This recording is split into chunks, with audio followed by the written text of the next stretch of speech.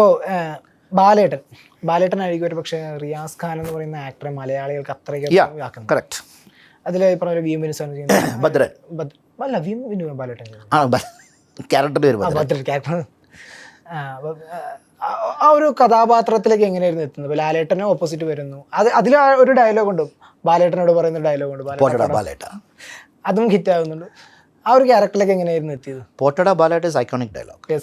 Okay, saying വേറെ ആര് അഭിനയിച്ചാലും അത്ര റീച്ച് വരില്ല. ലാൽ സാറ് കൂടെ ഉണ്ടായതുകൊണ്ടാണ് ദാറ്റ് റീച്ച്. എന്നുവെച്ചാൽ പറയുന്ന ഓപ്പോസിറ്റ് ആളിൻ്റെ പോലെ ഇരിക്കും ഒരു നമുക്ക് റീച്ച് കിട്ടുന്നത്. ഞാൻ തമിഴ് ഡയറക്ടറുണ്ട് AR മുരുഗദാസിൻ്റെ second film. First film Dheena, second film Ramana Vijayakanth സാറാണ്. അപ്പോൾ അതിൽ I am doing a very strong character. അപ്പോൾ അത് റിലീസായി ഏകദേശം 50-65 ഡേയ്സ് കഴിഞ്ഞു. പടം ഹൗസ്ഫുള്ളായിട്ട് പോയിക്കൊണ്ടിരിക്കുകയാണ്. അപ്പോൾ ഈ ബാലേട്ടൻ്റെ ക്രൂ ചെന്നൈയിലുണ്ട്.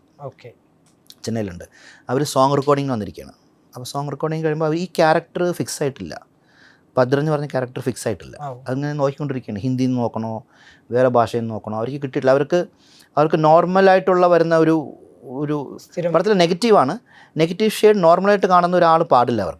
അവർക്ക് യങ് ആയിരിക്കണം, ലുക്ക് വൈസ് ഒരു ഹീറോ ലുക്ക് വേണം, നോർമൽ ഒരു അങ്ങനത്തെ ഒരു ലുക്ക്, യൂഷ്വലി വില്ലനെ കാണിക്കുന്ന ലുക്ക് വേണ്ട. ഇതൊക്കെ അവർക്ക് കിട്ടിയിട്ടില്ല. അപ്പോൾ 2 മെയിൻ കഥാപാത്രമുണ്ട് അതിൽ. ഒന്ന് ഡയറക്ടർ തുളസിദാസ്, പിന്നെ വേറൊന്ന് അസോസിയേറ്റ് ഡയറക്ടർ ഗോവിന്ദൻകുട്ടി. ഇവർ രണ്ടുപേരും ഈ പടം കണ്ടിട്ടുണ്ട്. ഇവർ രണ്ടും ചെന്നൈയിലാണ്. രമണ കണ്ടിട്ടുണ്ട്. അപ്പോൾ ഇവരാണ് പറയണത്. ഇവർ ഒരാളടുത്ത് പറഞ്ഞ്, ഗോവിന്ദൻകുട്ടി പോയി പറഞ്ഞ് ഇന്ന പടത്തിലുണ്ട്, ഇത് കണ്ടു നോക്കാം നമുക്ക്, പുള്ളി കറക്റ്റാണെന്നാണ് തോന്നുന്നത് എന്ന് പറഞ്ഞ് ആ പടം കാണുക. പിന്നെ അതിൽ നിന്ന് ബാലേട്ടനിലേക്ക് വരിക. ഇതാണ് ആ ഒരു ജേണി. ഇപ്പോൾ ബാലേട്ടൻ കാണുമ്പോൾ നമുക്ക് ബാലേട്ടന് കണ്ടിന്യൂസ്ലി മോഹൻലാൽ എന്ന് പറയുന്ന ഒരു സ്റ്റാറിനെ ഇട്ട് ടീസ് ചെയ്യുന്നൊരു വില്ലൻ, അതാണ് പടത്തിലെ ഹൈലൈറ്റ്. ലാസ്റ്റ് മാത്രമായിരിക്കും ഒരു പക്ഷേ പ്രതികരിക്കുന്നത്. നമുക്ക് പേഴ്സണലി ഒരു ചിലപ്പം ദേഷ്യം തോന്നുന്ന ഒരു വില്ലനാണ്. അതിൻ്റെ ക്യാരക്ടറൈസേഷൻ അതാണ്. വെച്ചാൽ അത്രയും ബാലേട്ടൻ്റെ ക്യാരക്ടർ അതാണ്. ആരോടും ഇതില്ലാത്തൊരു ക്യാരക്ടറാണ്. ബാലേട്ടന് പോലും ഇനി പിടിച്ചേക്കാൻ പറ്റിയ സ്ഥിതിയിലാണ്. അവിടെ അതാണ് എൻ്റെ പടത്തിലെ ടെമ്പോ. അപ്പോൾ ആ ഒരു ക്യാരക്ടർ കഴിയുമ്പോൾ അത് ഏതെങ്കിലും പ്രേക്ഷകരിൽ നിന്ന് എങ്ങനത്തെ എന്തെങ്കിലും പ്രതികരണം ഉണ്ടായിട്ടുണ്ടോ? പ്രതികരണമില്ല, എല്ലാവരും 2 കൈയും വെച്ച് സ്വീകരിക്കുകയാണ് ചെയ്തത്. So that was A point. Okay, ഇപ്പോൾ അത് കഴിഞ്ഞിട്ടാണ് ഈ കൊച്ചി രാജാവിലേക്ക് വരുമ്പോൾ, കൊച്ചി രാജാവിലെ ഡയലോഗ് ഈ പറഞ്ഞ പോലെ ഹിറ്റാണ്. തെറ്റെൻ്റെ ഭാഗത്താണ്.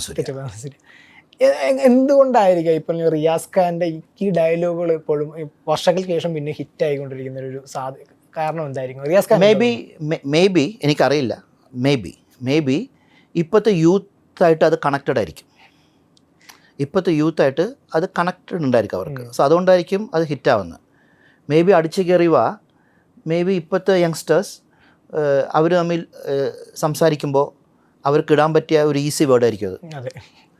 വീട്ടിൽ നിന്ന് അടിച്ചേറി വന്നേ വയ്ക്കും, എടാ കുറേ നേരം വീട്ടിൽ നിന്ന് അടിച്ചേറി വാ, അങ്ങനെ യങ്സ്റ്റേഴ്സ് സംസാരിക്കുന്നതായിരിക്കും. ഓക്കെ, അല്ലെങ്കിൽ 2 ഫ്രണ്ട്സ് തമ്മിൽ ഒരു വഴക്കുണ്ടാക്കി അവർ തമ്മിൽ പറഞ്ഞിട്ടായിരിക്കും തെറ്റെൻ്റെ ഭാഗത്താണെന്ന്. ഓക്കെ, അപ്പോൾ അതിൽ നിന്ന് എടുത്തതാണ് അവർ. സോ അത് അവർക്ക് കണക്ടിവിറ്റി കിട്ടിക്കാണും. മേ ബി അതുകൊണ്ട് ആയിരിക്കാം. ഔട്ട് ഓഫ് ലവ് ആവാം, ഔട്ട് ഓഫ് ഇഷ്ടമാവാം, എല്ലാം ആവാം, എന്ത് വേണമെങ്കിലും ആവാം. So what ever it is I am very happy. Okay, ഇപ്പോൾ തമിഴിലായാലും മലയാളത്തിലായാലും ഒരുപാട് ഗംഭീരമായിട്ടുള്ള ഡയറക്ടേഴ്സിനൊപ്പം വർക്ക് ചെയ്യാൻ പറ്റുന്നുണ്ട്. ഇപ്പോൾ മലയാളത്തിലാണെങ്കിൽ ജോഷി സാറാകട്ടെ, അല്ലെങ്കിൽ വി എം സാറാകട്ടെ, ഒരുപാട് പേരുണ്ട്. തമിഴിലേക്ക് വന്നു കഴിഞ്ഞാൽ ഇത് മണിരത്നം തൊട്ട് മുരുകദാസ് സാർ, അങ്ങനെ ഒരുപാട് പേർക്കും വർക്ക് ചെയ്യാൻ പറ്റിയിട്ടുണ്ട്. അങ്ങനെ ഒരുപാട് ഒരു വലിയ ഫിലിം മേക്കേഴ്സിനൊപ്പം വർക്ക് ചെയ്യാൻ പറ്റി എന്നുള്ളതിന് എങ്ങനെ കാണുന്നു റിയാസ് ഖാൻ എന്നൊരു ആക്ടർ? ഇതെല്ലാം സിറ്റുവേഷൻസ്. ഞാൻ ആ സിറ്റുവേഷനിൽ അവരുടെ ചിന്തയിൽ ഞാൻ വന്നു, അങ്ങനെയാണ് സംഭവം ഉണ്ടാണ്. You don't call as luck എന്നല്ല, യു ആ സിറ്റുവേഷൻ നമ്മൾ ഉണ്ടാക്കിയെടുക്കുക, അല്ലെങ്കിൽ അതിന് യു ആർ കേപ്പബിൾ. സോ നമ്മളതിൽ you are there with them. So ഇനി അവിടെ വരുമ്പോൾ you perform, do the best. അവർ വിചാരിച്ചത് നമ്മൾ ഡെലിവറി ചെയ്യുക, അതിൽ വിചാരിച്ചതിന് അപ്പുറം ഡെലിവറി ചെയ്യുക. സോ അവിടെ നിന്നാണ് ഒരു പെർഫോമൻസിൽ കൂടെയാണ് നമ്മൾ ഒരാളടുത്ത് അടുപ്പം വരുന്നത്. ഇപ്പോൾ നമ്മളൊരു ലാൽ സാർ അടുത്തോ, അല്ലെങ്കിൽ കമൽഹാസൻ സാർ അടുത്തോ, രജനി സാർ അടുത്തോ, ഞാൻ ജസ്റ്റ് പറയണം, നെയിംസ് പറയണം വെച്ചാൽ ഇവരായിട്ടൊക്കെ ഞാൻ ചെയ്തിട്ടുണ്ട്.